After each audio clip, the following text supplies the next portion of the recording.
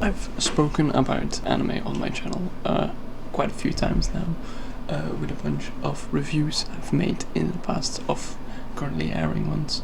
But what I haven't ever talked about on my channel, at least to this point, is manga.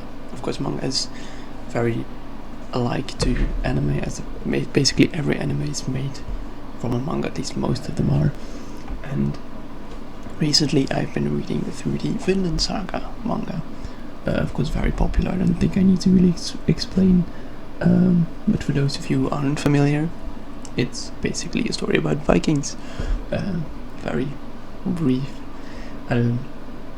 Now, before I go into this video, I do want to state that this video will, of course, contain spoilers to Vinland Saga, especially for what happens after the anime. So basically what we're going into today hasn't been worked into the anime yet, so if you're not reading the manga, or at least not as far as chapter 154, I do recommend to switch off, maybe come back later, because we will go into some spoilers containing this section of the manga, because there is a chapter that I've read through that I think really deserves to be looked into in more detail, because it, in my opinion, perfectly summarizes a very important part of the manga that really drives its point across, brings its points across. And I think I wanted to talk about it, why I think that this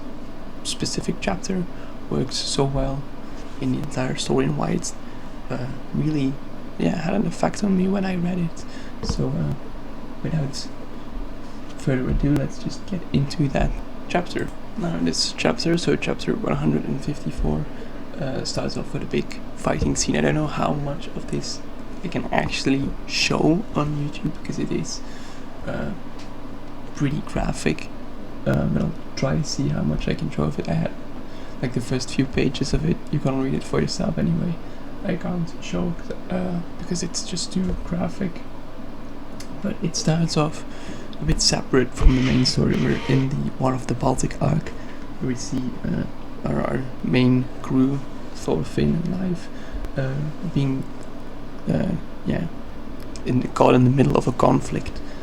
And this chapter kind of takes a step aside of that and shows the broader view of the conflict, and kind of starts off with a unnamed soldier fighting on this battlefield and meeting his demise. Now, as he lays there and then life slips away from him, he starts to his mind starts to fade a little bit, and he starts to think, and his last thoughts basically come over, and that's basically the entirety of this chapter.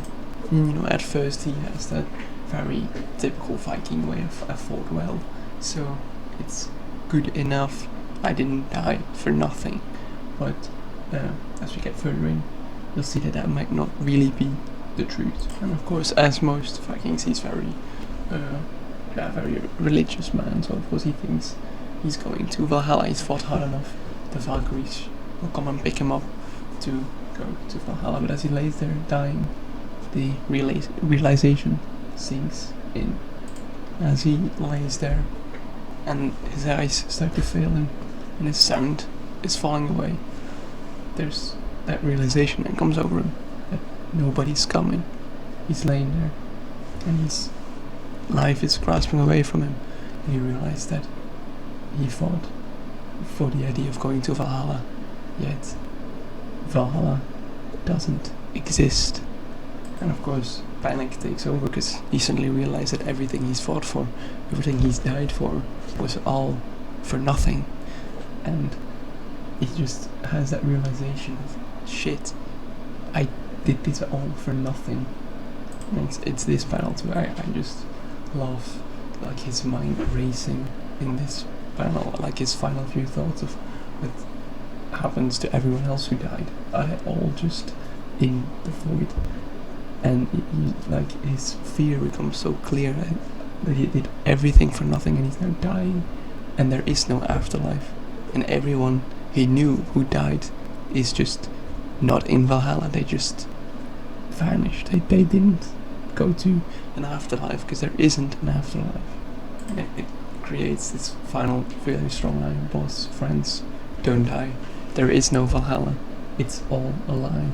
And with then the final shot of him with a tear flowing out of his eyes on his cheek as he realized that it was all for nothing. I find this such a powerful moment, and it really encapsulates the whole idea of Vinland Saga, because I think even though this isn't a major character, it really shows what the story wants to tell, and it's the violence, that they think they're dying for honor. It's all a lie. It's all worth for nothing, and all of this violence is completely pointless. These are all people dying for nothing, and it really strengthens the point that also for Thorfinn, as he really wants to step away from that violence, he doesn't want people to die. He realizes how precious life is, and he doesn't want to use violence anymore. And I think this chapter, in between all that, really just shows how meaningless this entire conflict is, and how all of these men are dying for ideals that are basically just lies. Yeah, so that was basically what I wanted to talk about. Just this very interesting chapter that really captured my emotions, I think. So it's definitely, I really am enjoying it, and I would definitely recommend it to people if you haven't read it. If you agree with my statements, please leave a comment. If you like the video, leave a like and subscribe if you want to see more, and then I'll see you in the next video. Bye!